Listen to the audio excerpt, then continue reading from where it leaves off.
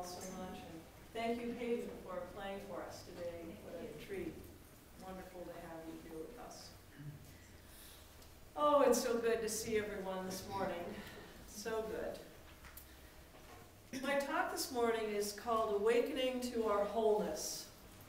In the paper, in the funnies this morning, the important part of the paper, there was a little cartoon in BC about the little climber who's climbing up the mountain to see the guru. And when the climber gets to the top of the mountain and confronts the guru, the climber says, "What is enlightenment?" And the guru says to the climber, "If you have to ask what enlightenment is, you will never find out." So, what I want you to do is to think about that idea. Think about that whole realization of wanting, perhaps wishing, perhaps making something happen, and let's allow it to be the experience that it is. So, awakening to our wholeness is really about awakening to God, the presence of God, the presence of the divine. Awakening to our wholeness. Now, we have to also look at the idea of what awakening means. It doesn't mean creating God or creating wholeness or making something happen. Awakening is the process of realizing that something is already there. So again, keep that in mind as I move forward with what I have to say today about this. So awakening to our wholeness appears to be our spiritual directive. It's like we're here because this is what our path is about. It's about awakening to our wholeness, awakening to the presence of God. So we seek, however, our wholeness through the paradigms that we live in. We seek our wholeness according to our current reality. And that is our greatest challenge. And I'll tell you why. You knew I would. First of all, when we think about this idea of trying, so to speak, or awakening to our wholeness in our current paradigm, we have to realize that what we're doing is we're judging a condition that we might be experiencing by the standards that are set up in the world of appearances. We're judging everything that's going on by the way that our filters are seeing the world, by the way that we're experiencing something through our human awareness. Okay, so we look for what we knew or know as normal. Okay, now what normal means is a whole other story. So we have to again keep that in mind as we go forward here today. So we seek what the world out there tells us is right. Not what anything else is, but what the world tells us out there is right. And that's what we look for. And the danger in this is that we come to believe that wholeness means physical perfection. And this, right in and of itself, appears to be unattainable. In fact, I know people who have left this teaching because they have had that challenge and have been so frustrated that they couldn't attain it. Then they thought, well, if it's just not going to happen, I can't do this anymore. So maybe you've been frustrated. Maybe you've been in that place. And so what happens when we strive for this physical perfection is we go crazy. We come into a place where sometimes we even have a crisis in faith. And where it just drives us to the brink, where I can't do it, I can't do it, I must not be doing all of my spiritual work, and so therefore, if I can't do it, I must not be worthy, or any number of other silly things that we might say to ourselves. And so as a result of that, we feel betrayed, we feel separate from God, we feel separate from any sense of love or any presence of love in our lives, and definitely we don't feel whole. Now, as I talk about this, how many of you have had this experience where yes, absolutely, and I confess, I also have had that experience. So what we know is is that perhaps we've got to go back and look at what are we thinking about as normal? What are we thinking about as right? What are we trying to attain in terms of what the world says is perfect?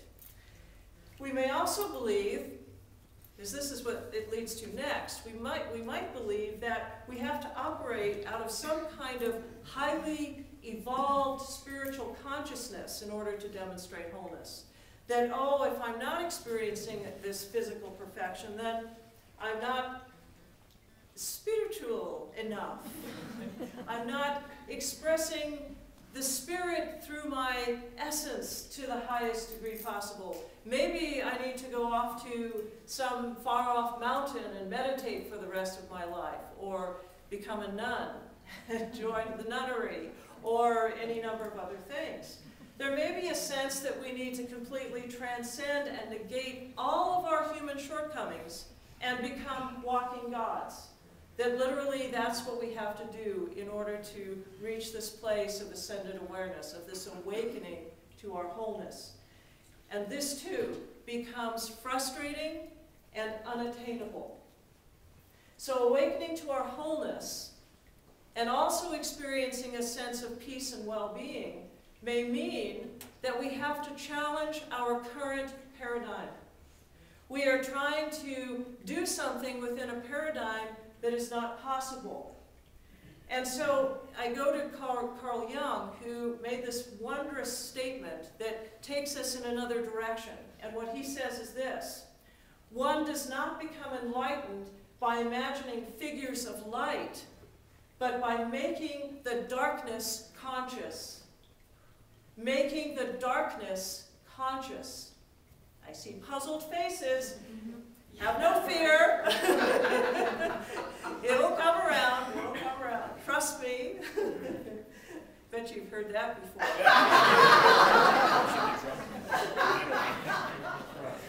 So we may want to ask some questions. You know, as we go through this process, we do ask these questions. We ask things like, well, is God within me? Because if I'm not experiencing physical perfection, well then, where is God? Why is this God not expressing through me? And what is wholeness anyway?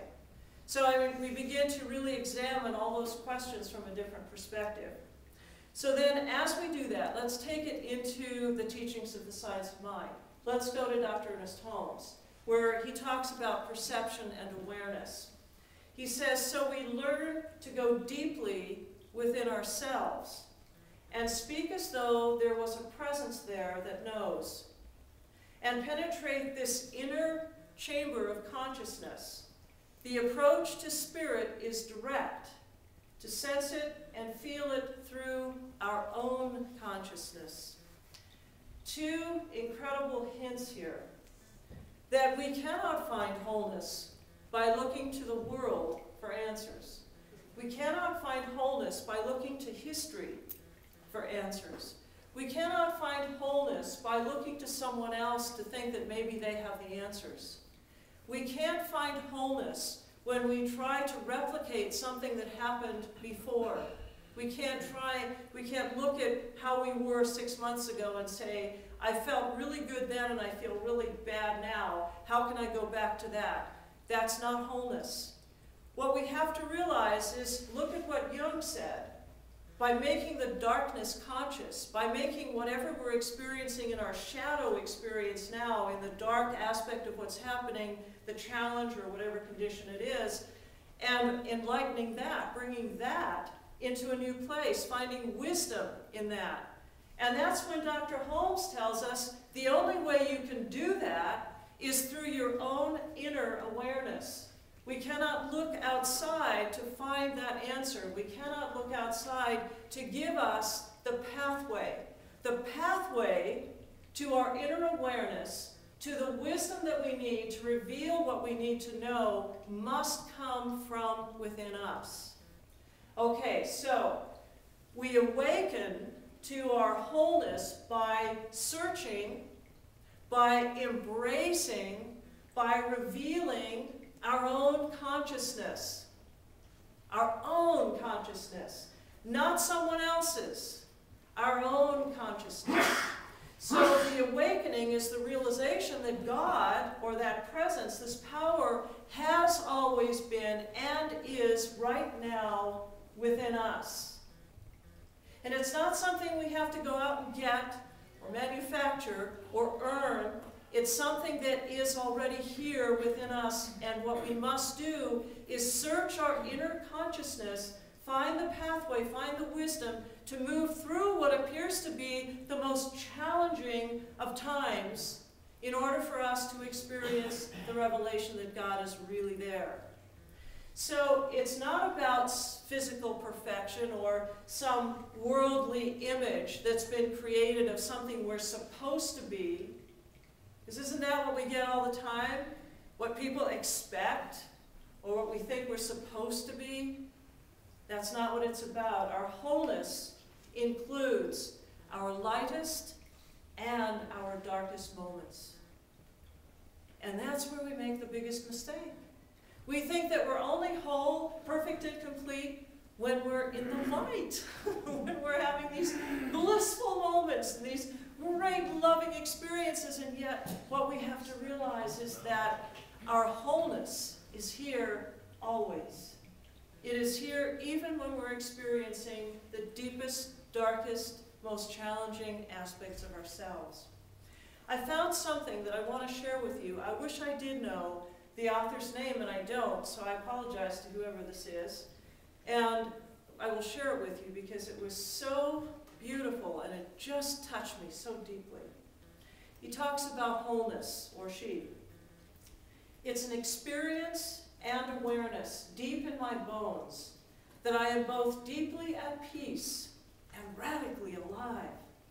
I am aware of both an expanding and a more intimate relationship with the universe, as well as a deepening and more sensual relationship with life. I have the sense of fulfilling a unique purpose in life that only I can fulfill in this exact way, while knowing that nothing is required in order to be whole.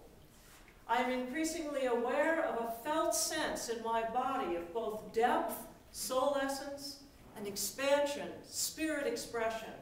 I am in a state of bliss with a slightly broken heart. That's sweet. You know, and it's that when the moment that we embrace something that is difficult or challenging in our lives or in our bodies or whatever that is, it reveals such great wisdom. It gives us such amazing perception of what we need to do in order to take our next step towards our spiritual expression. The wisdom that comes when we embrace pain or when we embrace something very difficult, the wisdom in that allows us to be more free. And that's where we're going, to a place of greater freedom, to a place of greater expression, to a place of greater love. And I'm not suggesting that we spend our lives deep in pain or struggle or disturbing conditions. What I'm saying is that when those things do occur, we can't deny them. We can't suppress them. We must embrace them as a part of who we are and realize that they too are a part of our journey towards spirit, towards wholeness. And to really get from that something that's so special, so unique, because it's unique to us. And we, after all, we are human. We did come onto this plane with these human bodies that, you know, when you fall down, you get a boo-boo. And that's what happens. Sometimes we fall down. It's the human condition. Now, we can go around trying to protect ourselves and, you know, cover ourselves in some sort of material that protects us from everything and everyone. How much fun would that be? We wouldn't have the relationships we have. We wouldn't have the experiences we have. So what we have to know is that if we are out in the world, if we are getting off the bus, as I've talked about before, we have to know that there's some events out there that might be interesting and challenging, and that we're ready, that we have all the capabilities within us to challenge whatever happens in the world. Our wholeness wholeness, however, is our birthright. And even when we are in that situation, in that condition, dealing with those kinds of things, we are still whole. God hasn't gone anywhere. The presence of the divine is still in us, in every cell of our being. We are always whole. We are never less than. We are always worthy beings of light and love. And that's who we are, regardless of what may be happening. And as we know ourselves from that inner light of awareness, we awaken to our divinity, which is our wholeness. So the acceptance of every aspect of our beings, of all that we are, is our awakening. The moment we accept that, we awaken to something so amazing. We must not deny these experiences. We may have a challenge, and our bodies may be in pain, but our spirit is whole, our soul is whole. We are always whole. We are always complete. There's a hint that comes from the Bible in Romans that is probably one of the most amazing statements that has ever been made, that is so clearly relevant to what I'm talking about here. And from Romans 12:2, it says, "And be not conformed to this world, but be ye transformed by the renewing of your mind." By the renewing of your mind. It's not talking about a perfect body. It's talking about how we think we are, the perception of who we are, the perception of our being, the expression of our light. We renew ourselves not by how we patch ourselves up in the outside world, by how we physically appear to be perfect according to somebody else's standards. We are perfect and whole in spirit as we are in our own mind. The way that we perceive ourselves from an inner knowing of our wholeness, by an inner connection to the Spirit that created us, that is the essence of who we are, that was us before we came onto the planet as physical beings, and that will be us after our physical body moves on. That's what's whole, that's what's permanent, that's what's always in us. So all change takes place in the absolute.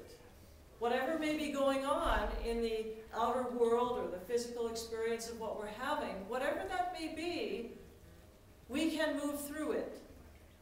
Because there's something in us that knows that we are so much greater than the physical part of who we are. That there's a wholeness in our being and in our hearts. That's why when we touch our hearts, we're reminded of the wholeness that we are. When we touch our hearts and we open to the loving presence of God, it's a reminder to us that we're whole. That whatever happened in our lives, that whatever hurt we may have experienced, whatever horrible pain we may have experienced or gone through, that open heart, that loving connection in that moment reminds us we're whole. And we awaken to that wholeness as we embrace it. So we have to enter into the absolute to the degree, because I know we can't do it all at once.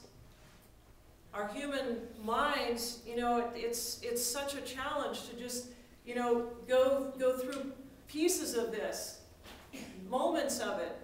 But we awaken to the degree that we are able to transcend the paradigms that keep us stuck in what we consider to be normal, or right or wrong, or good or bad. I was going to say, or rock and roll.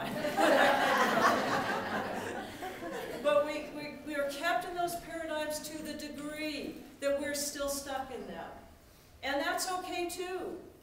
And as strange as it may seem, that in itself is a part of our wholeness. It's all a part of that journey that we're taking. It's all a part of who we are and why we're here. So we enter into the absolute to the degree that we transcend the paradigms that keep us stuck. And when we are stuck, those are the times that we think about ourselves as unworthy or unloved or unlovable. So in order to move out of that, to look at that paradigm and say, it's not the truth, it's the paradigm that's keeping me stuck. It's the idea. It's what I have been taught to believe. It's what the world is representing to me. It's not the truth. Truth is constant and eternal. Truth will never change. The truth is that we are whole in this moment and in every moment, regardless of what it looks like, regardless of what it feels like. There's something deeper or meaningful. So when we embrace ourselves completely, we move past right or wrong into that place of wholeness. And so I want to close today with a poem by Rumi called The Guest House, which I've shared before, but it's absolutely right on. This being human is a guest house. Every morning, a new arrival, a joy, a depression, meanness. Some momentary awareness comes as an unexpected visitor.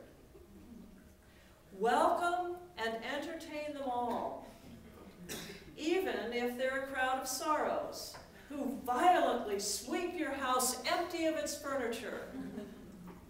Still, treat each guest honorably. He may be clearing you out for some new delight. The dark thought, the shame, the malice, meet them at your door laughing and invite them in. Be grateful for whoever comes, because each has been sent as a guide from beyond. And so that's where we are. We're in a place of openness. Let's open our hearts, open our homes, open our souls to the presence of living, to the experience of being who we are, to fully live, to fully engage in what we know is that spirit of life expressing through each of us. For there is, at the center of that, the knowing that we are whole and complete. And we are awakening to that. And so it is.